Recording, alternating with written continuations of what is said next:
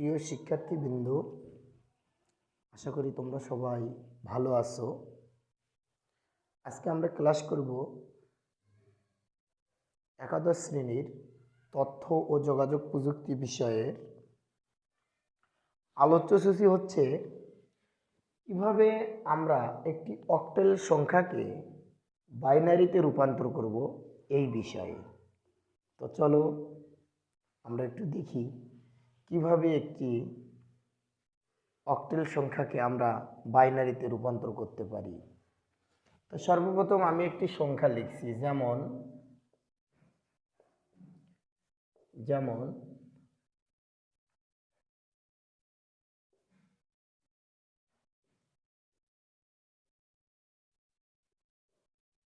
এটি একটি অক্টাল সংখ্যা। তোমরা নিশ্চয়ই বুঝছো, আমি লিখলাম 2674। যেহেতু বেজ 8 আছে, তাহলে সংখ্যাটি অক্টাল। তো এই সংখ্যাটিকে আমি বাইনারিতে রূপান্তর করব। তো তোমরা একটু লক্ষ্য করো, আমি আগে সংখ্যাটি লিখলাম 2674।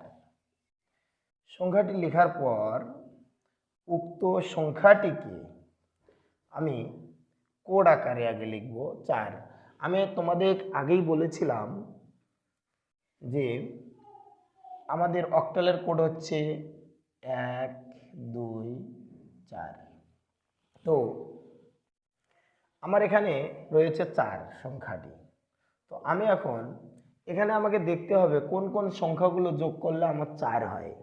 তো তোমরা নিশ্চয়ই বুঝতে পারছো, 4 এখানে এই 4 সঙ্গে মিলছে। তো যে ঘরের সঙ্গে মিলবে তার মানটা হচ্ছে 1, আর বাকি ঘরের মান হচ্ছে 0। তো আমি এই 4-এর মানটা লিখছি 1 0 0। এবার তোমরা লক্ষ্য করবে পরের সংখ্যাটি রয়েছে আমার 7। তো এখন তোমরা এখানে লক্ষ্য করো তোমার কোন সংখ্যাগুলো যোগ করলে 7 হয়। তো আমি যদি এখানে যোগ করি 4 আর 2 6, 6 আর 1 7, তার মানে এই তিনটি সংখ্যায় আমাকে নিতে হচ্ছে, তিনটি সংখ্যার মানেই আমাকে যোগ করতে হচ্ছে। তো যেহেতু আমি তিনটি সংখ্যা ধরছি, তো এর মানও হবে 1, এর মানও 1, এর মানও 1। তো 4 5 6 7।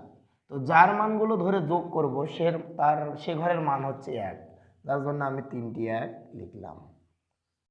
পরবর্তীতে রয়েছে, তোমরা একটু দেখো যে রয়েছে 6। আমার এখানে রয়েছে 6। তো তোমরা একটু লক্ষ্য করো এখানে 6 কত কত সংখ্যা যোগ করলে আমার 6 হচ্ছে। আমি দেখছি 4 আর 2 যোগ করলে 6। তো এই মানটা ধরছি, এই মানটা ধরিনি, যার জন্য এটা 0। তো এখানে মানটি হচ্ছে 1 1 0। তার পরবর্তীতে সংখ্যাটি দেখো রয়েছে 2। তো আমরা এখানে 2 আমার এই ঘরের সঙ্গে মিলে যাচ্ছে। তো এই ঘরের মান 1, এই ঘরের মান 0, এই ঘরের মানও 0। তাহলে 0 1 0। তো দেখো আমরা অতি সহজে একটি বাইনারি মান পেয়ে যাচ্ছি 2 6 7 4 অক্টেল না, এটা বেশ। তো আমরা এখন এই মানটি যখন উত্তর আকারে লিখবো 0 1 0 1 1 0 1 1 1 1 0 0। এখানে লিখে আমরা 2 লিখব, এটি আমাদের হচ্ছে উত্তর। তো প্রিয় শিক্ষার্থীবৃন্দ, তোমরা অবশ্যই বুঝতে পারছো যে কত সহজে একটি অক্টেল সংখ্যাকে আমরা বাইনারিতে রূপান্তর করতে পারি। তো চলো, এটি ছিল পূর্ণ সংখ্যা। আমি একটি অপূর্ণ সংখ্যাকে দেখাচ্ছি, তোমরা একটু লক্ষ্য করো যে একটি অপূর্ণ সংখ্যাকেও আমরা কিভাবে বাইনারি থেকে অক্টেল থেকে বাইনারিতে রূপান্তর করতে পারি। যেমন আমি লিখছি, দেখেন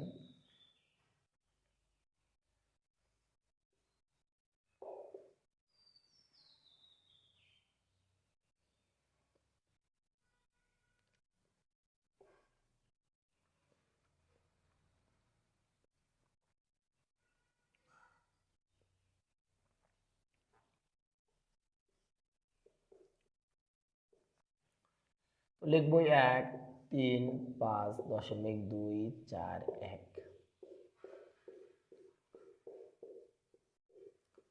পূর্বের মতোই তোমরা দেখো এখানে দশমিক দিয়ে নাও।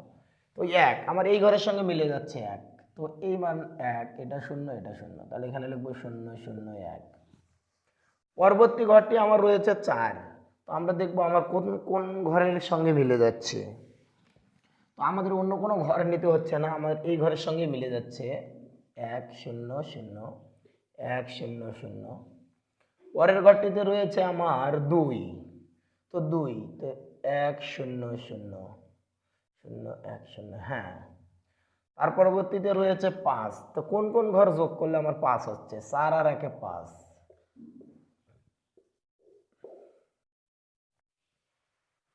এর পরবর্তী ঘরটি রয়েছে 3, তো দেখো তোমরা 3 2 আর 1 যোগ করলে 3 হচ্ছে, এটা 0, তাহলে 0 1 1, আবার 1, ওই 0 0 1। তো প্রিয় শিক্ষার্থীবৃন্দ, দেখো আমরা এবার মানটা পেয়ে গেছি। শুধু যে ঘর সোজায় আমাদের দশমিক, সেখানে দশমিকটা আমাকে দিতে হবে।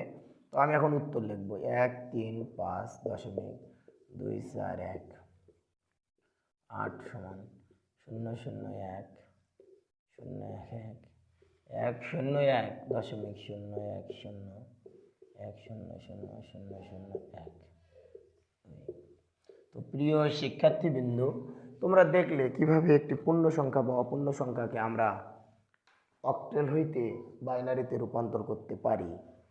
তো যাই হোক, প্রিয় শিক্ষার্থীবৃন্দ, তোমরা যদি আমার এই চ্যানেলে নতুন হয়ে থাকো, তাহলে আমার চ্যানেলটিকে অবশ্যই সাবস্ক্রাইব করবে, শেয়ার ও কমেন্ট করবে, যেন তোমাদের মতামত জেনে আমি আমার ভিডিওগুলো আরও সুন্দর করে দিতে পারি।